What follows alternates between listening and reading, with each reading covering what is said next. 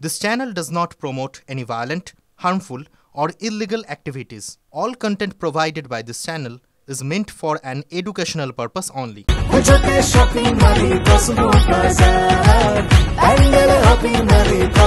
Cosmo বাজার পুজোর shopping two pandal hopping, সঙ্গে রয়েছে দারুণ আকর্ষণীয় উপহার। রামপুরহাটে খুন হওয়া ছাত্রীর বাকি দেহাংশ কোথায়? এখনো উদ্ধার হয়নি নাবালিকার হাত ও পা। পুলিশি তদন্তে আস্থা নেই পরিবারের, তারা সিবিআই দাবি করছেন। একা শিক্ষক নয়, এই খুনে জড়িত রয়েছে আরও কেউ, এমনটাই অভিযোগ পরিবারের।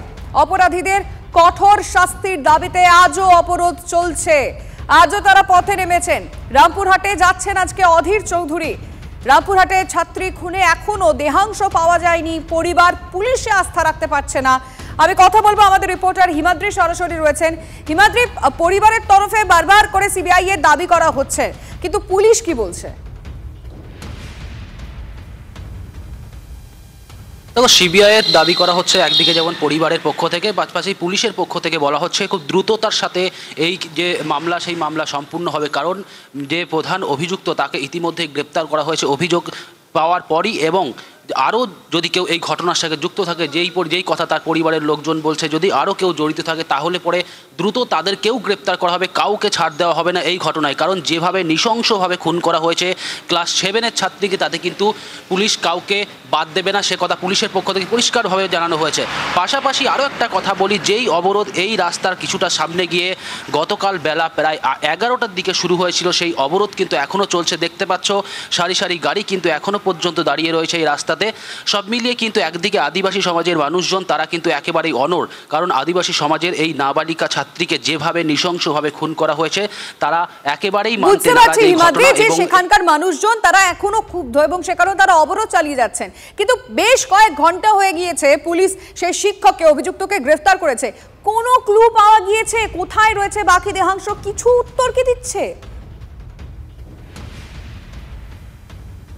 তো পুলিশের পক্ষ থেকে এখনও পর্যন্ত অফিসিয়ালভাবে কোনো কিছুই জানানো হয়নি। তবে পুলিশ সূত্রে আমরা জানতে পারছি যে এখনও পর্যন্ত দেহের যে বাকি অংশ উদ্ধার হয়নি গতকালও, সেই বাকি অংশ কিন্তু এখনও উদ্ধার হয়নি। লাগাতার জেরা করা হচ্ছে সেই শিক্ষককে এবং একাধিক জায়গায় তল্লাশি চালানো হচ্ছে পুলিশের পক্ষ থেকে। কারণ যেই জায়গায় এই মৃতদেহ উদ্ধার হয়েছিল শুধুমাত্র মাথা এবং বডির কিছুটা অংশ উদ্ধার হয়েছিল, বাকি অংশ কিন্তু এখনও উদ্ধার করা সম্ভব হয়নি। সব মিলিয়ে কিন্তু এই মুহূর্তে যেমন চাপে রয়েছে পুলিশ, তারাও আপ্রাণ চেষ্টা চালাচ্ছে যাতে কোনোভাবে যাতে এই বডিকে রিকভার করা যায়।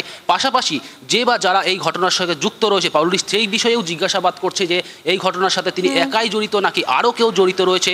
কারণ এই যে রাস্তা, সেই রাস্তা কিন্তু এখান থেকে যাচ্ছে ঝাড়খণ্ড, এই যোগাযোগ কিন্তু এই মুহূর্তে হিমাদ্রি, যে পুলিশ সেই শিক্ষকের মুখ থেকে কতটা উত্তর বের করতে পারে, পরিবারের তরফে কি বলা হচ্ছে একবার শুনবো। বডি পেয়েছি আমরা, তো ওনাকে কি প্লাস্টিক করে গড়ুমড়ু করে দিয়েছে। ওনার আমাদের বডি কি নাই সেটা আমরা জানতে পারলাম না, হাত নাই, পা নাই, কিছু নাই। আমরা এখন সিবিআই যাচ নেবো ভাই, আর আমরা যে এখানে ভালো করে যাচাই হয় সেইখানে আমরা যাচ নেবো। ছেলে আপনাকে আবার পোস্টমর্টম করাবেন? করাবো, করালে চাল তো আমরা করাবো, তাও আমাদের সিবিআই যাচ চাই। আর ওর সাথে যতজন লোক আছে ওদেরকে খুঁজে বার করাবে। দিদি, সিবিআই যাচ কেন চাইছো? কেন যাচ্ছি? ছেলের যে সব কুসন্ডার পেলাম না, হাত পেলাম না, পা পেলাম না, কিছু পেলাম না। কি করেছে না অত্যাচার নিজেই হয়েছে, এমনি তো ও মরেনি। অত্যাচার না হলে কি লোক মরে? আমার সবুত হয়েছে, ওনার সাথে আরো লোক ছিল। সেসব মাটিতে খবর দিলাম। তাহলে আবার কিভাবে পোস্টমর্টম করবেন? যদি পারেন তো আবার আনতে হবে, ওকে তুলে সিবিআই দিয়ে নিয়ে আনতে হবে। গোটা বীরভূম জুড়ে এই ধরনের ঘটনা ঘটছে। রিসেন্টলি কাজল শেখের ভাইপোর নামেও একটি অভিযোগ উঠেছিল যে কাজল শেখের ভাইপো সে নাকি একটি ঘটনায় জড়িত, অভিযোগ উঠেছে, আমি জানি না, এবং সেটা ধামাচাপা দেওয়া হয়েছে। এরকম লাস্ট কয়েক মাসে বীরভূম জেলাতে 3 থেকে 4টি মেয়ে নিখোঁজ হয়েছে। তাদের অভিযোগ হচ্ছে সাধারণ মানুষের যে তারা রেপ অ্যান্ড মার্ডার হয়েছে। এর সঙ্গে রাজনীতির কোনো সম্পর্ক নেই, আইন শৃঙ্খলার কোনো সম্পর্ক নেই, ব্যক্তিগত বিকৃতি। যুগে যুগে আমরা এই ধরনের খারাপ ঘটনা, এটা মানুষের বিকৃতি। আপনি কি করবেন? পাশের লোকটাই বা কি করবে? একজনের মনে কি আছে আপনি বুঝবেন কি করে? একজন শিক্ষক হয়ে ছাত্রীকে এই ধরনের অত্যাচার করে, মেরে, বডি কেটে, এটা কি এদের পুলিশ ব্যবস্থা নিচ্ছে, অ্যারেস্ট করেছে, ব্যবস্থা নিচ্ছে।